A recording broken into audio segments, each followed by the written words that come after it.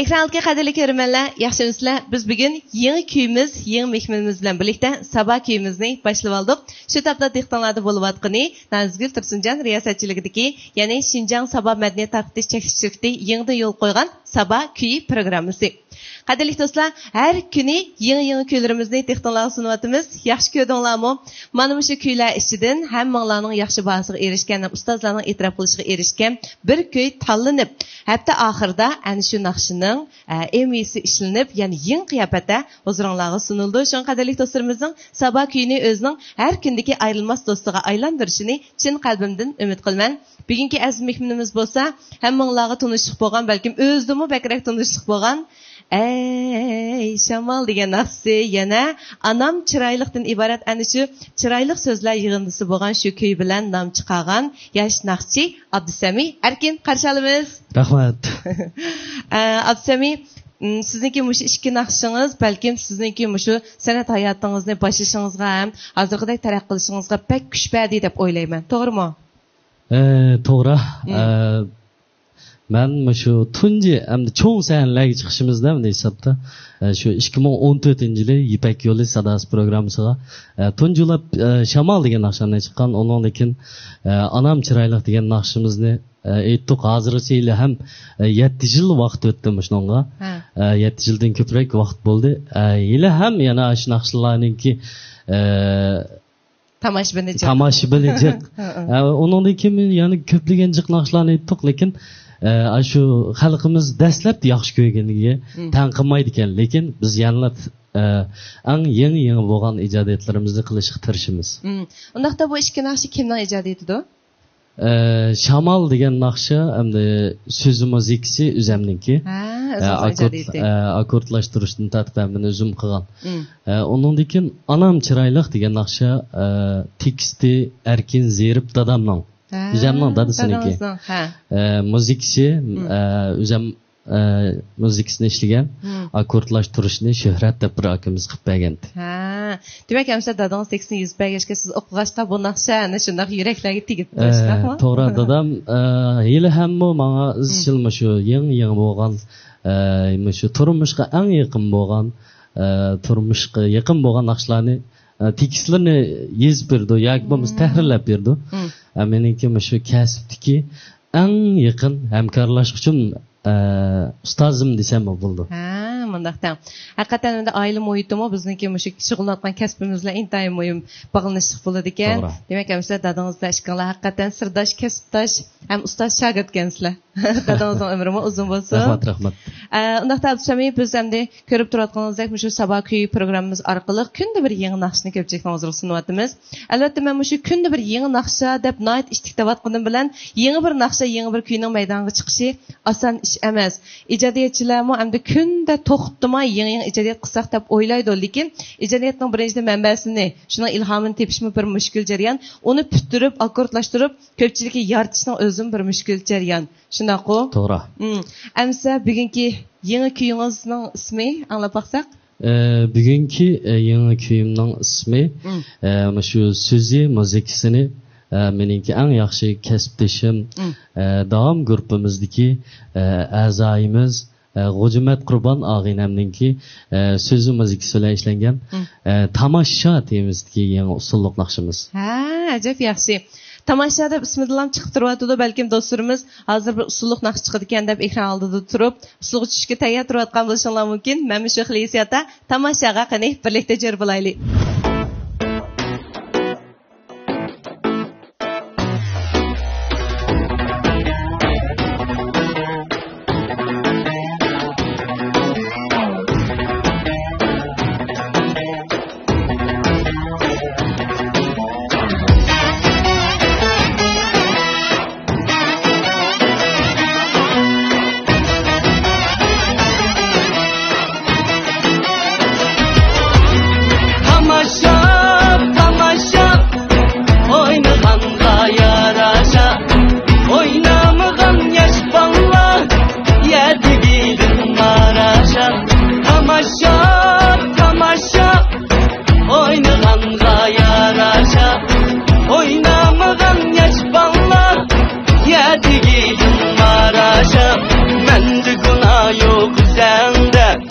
tazı oynayman küzemde, mende günah yok üzemde, tazı oynayman küzemde.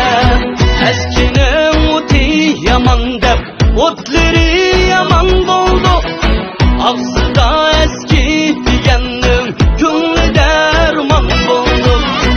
Eskinin oti yaman dep, otları yaman boldu, ağzıda eski digendim, gönlü derman boldu.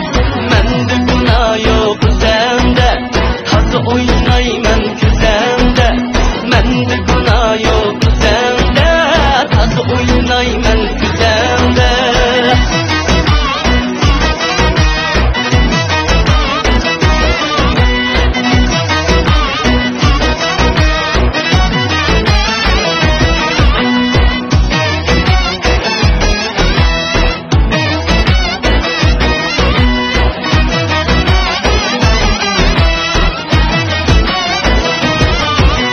Sügetki bağlaqlı kulaq, yemsiz kalmamdı.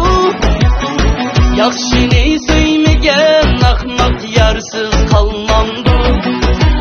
Sügetki bağlaqlı kulaq, yemsiz kalmamdı. Yaxşini söymegen ahmaq yarsız kalmamdı. Tamaşa, tamaşa, oynağanğa yaraşa, oynamagan yaş ballar, yetigidin qaraşa. Mende günah yok üzemde, tazı oynayman küzemde, mende günah yok üzemde, tazı oynayman küzemde.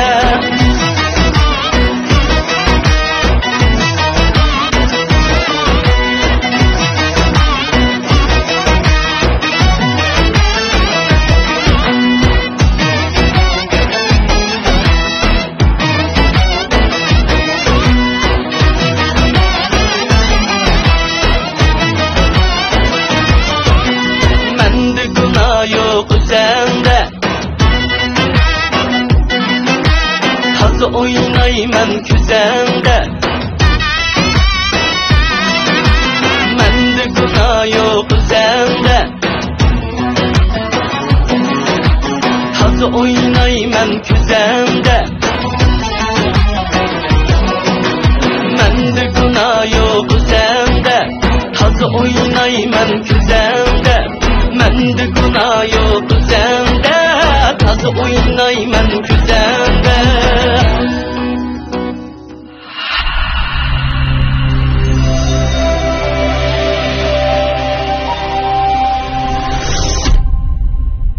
Qadrli do'stlar, balkim tomoshaga tang usulga tushib, aqchan bugungi yangi bir kuninglarni nayt yaxshi kayfiyatda boshladinglar deyman. Biz shu xil hissiyotda bo'ldik.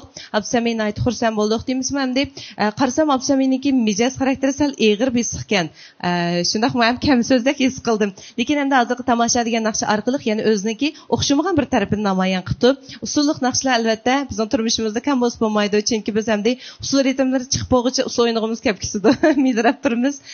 Shunga har biringlarda mana shundaq har kunda yaxshi kayfiyat bo'lsin, salomat bo'linglar do'stlar. Ham bizni shu programmamizni qo'llab kelayotgan barcha do'stlarimizga munosabatda yana bir qatim rahmat aytaman. Absami, sizcha odatda teri asrashga ahamiyat beramsiz? Teri asrashga shu ancha-muncha memolarni chaplab boqaman, lekin undan boshqa belki girimni jiqib ketmayman. Lekin sahnalarda amal yo'q. Ba'zi vaqtlarda azroq urib qo'yasiz. Urimiz.